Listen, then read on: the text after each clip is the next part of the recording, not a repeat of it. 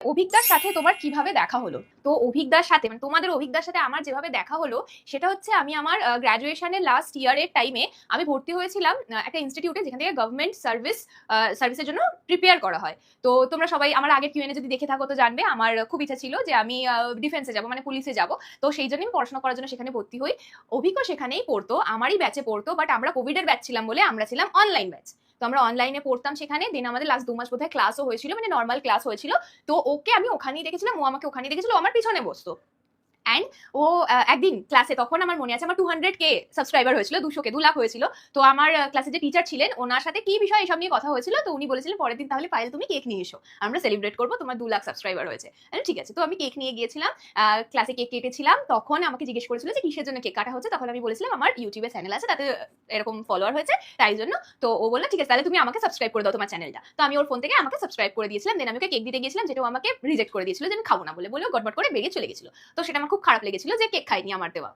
তো আমাদের ক্লাস শেষ হয়ে গেছে, আমি আর কোনোদিন কথা বলিনি, সেও কোনোদিন কথা বলেনি।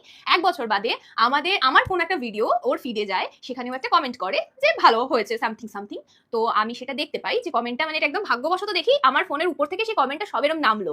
আমি সেটার উপরে ক্লিক করলাম, ভিতরে ঢুকে দেখি সেই কমেন্টটা আর নেই ওই ভিডিওটা। তো আমি গিয়ে খুঁজছি কমেন্টটা কোথায়, তো সেটা নেই, ডিলিট করে দিয়েছে। তো যেহেতু একই ক্লাসে পড়ি, তো গ্রুপ থাকে, ক্লাসের নোটস পাঠানো হয় যেখানে, সেখান থেকে আমি ওর নাম্বারটা বের করি যে তুমি মেসেজ করলে, কমেন্ট করলে, করে তুমি ডিলিট কেন করলে, সেটা আমি লিখে আমিও ডিলিট করে দিই যে আমি পাঠাবো না, কেন আমি পাঠাবো। তো সেখানে হয়ে যায়, যেহেতু সেই মেসেজ করার জন্য আমি ফোন নাম্বারটা সেভ করেছিলাম। তারপরের দিন ছিল আমার বার্থডে, তো আমার বার্থডেরও মানে ফটোস ভিডিওস দেখে আমাকে হ্যাপি বার্থডে উইশ করেছিল। দেন আমি ওকে থ্যাংক ইউ লিখেছিলাম। দেন ও আমাকে বলেছিল যে তুমি খেতে চলো, আমরা দুজন কোথাও খেতে যাই। আমি বললাম না আমি খেতে যাবো না। তো বললো চলো জাস্ট খেয়ে বাড়ি চলে আসবো। তো আমি মাকে জিজ্ঞাসা করলাম, মা দেখো আমাকে খেতে যেতে বলছে, আমি কি খেতে যাবো?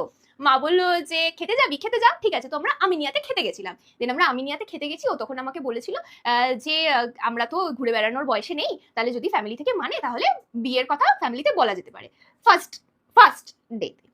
তো আমি বললাম ঠিক আছে আমি আমার বাড়িতে জিজ্ঞেস করবো, তুমি তোমার বাড়িতে জিজ্ঞাসা করো, যদি বোথ প্যারেন্টস এগ্রি করে তো আমার কোনো অসুবিধা নেই।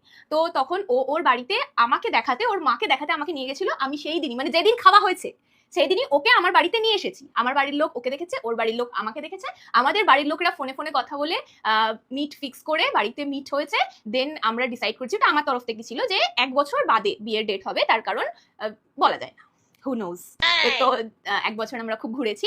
দেন আমার তরফ থেকে অ্যারেঞ্জ ম্যারেজ, ওর তরফ থেকে অ্যারেঞ্জ ম্যারেজ, বাট সোসাইটির তরফ থেকে ওটা লাভ ম্যারেজ। তো তোমরা যে যেটা ভাববে, যেটা ইচ্ছা। এখন তো 2 বছর হতে যায়, আর কিছু বলার নেই।